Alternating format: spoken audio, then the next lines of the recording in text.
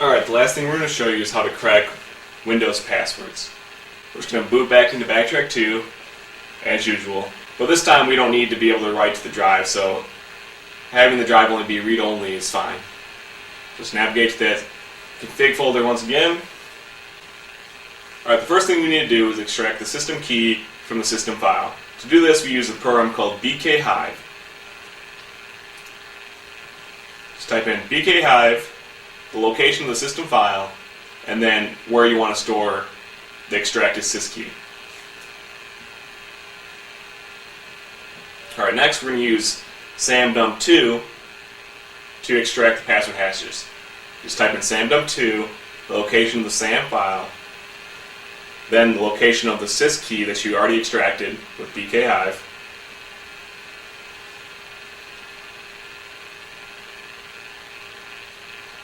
and then we're just going to pipe that to a password file.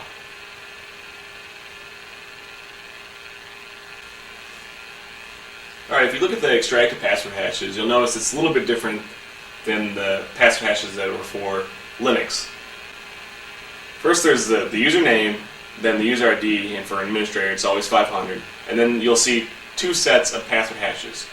Basically, the first one is known as the LANman, or LM password hash.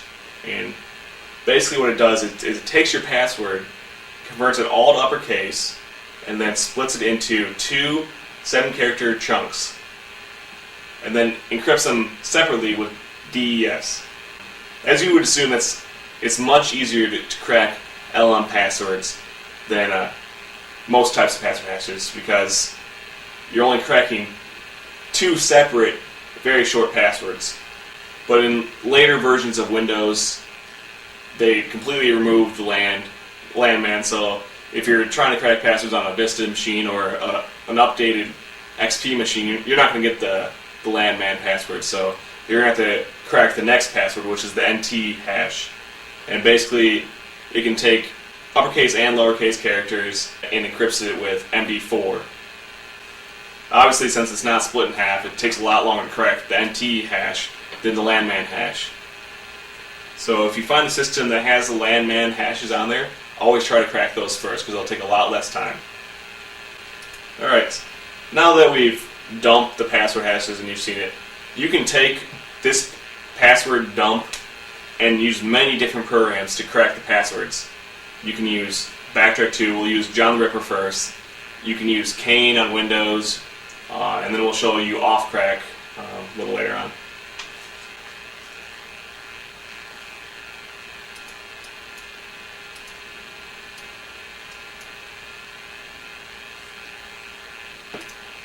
Alright, just go to the John folder like we did before with Linux. Tell John where the password dump is. It's just temp pass, so that's where we put it. By default, John the Ripper will do a brute force attack on every single hash. That means it's trying to crack the NT hash, it's trying to crack both LANman hashes and whatever else is in there. So you can specify which users you want to crack by using the -- user equals, and then the username. And also you can specify which password hashes you want to crack, and you can do that by doing -- format equals whatever one you want. And we're going to specify NT just because usually you won't find a LANman password. And also, like before, you can specify a word list, and I'll just do that real quickly and crack the password.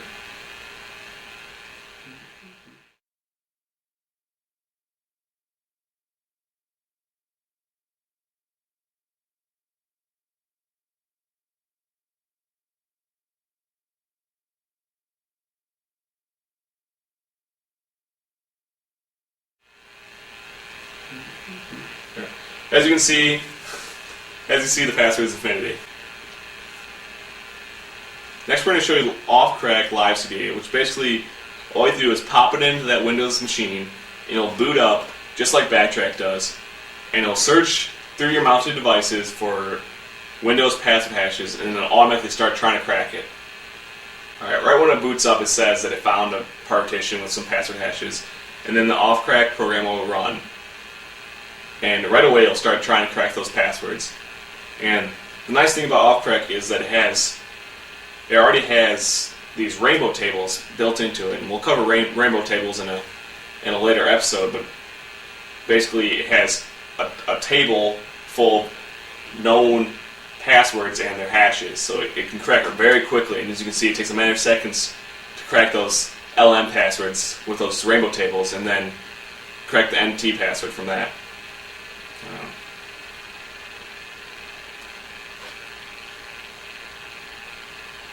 Also, you can just save the extracted passwords and then crack with another program like Kane or John the Ripper, or whatever.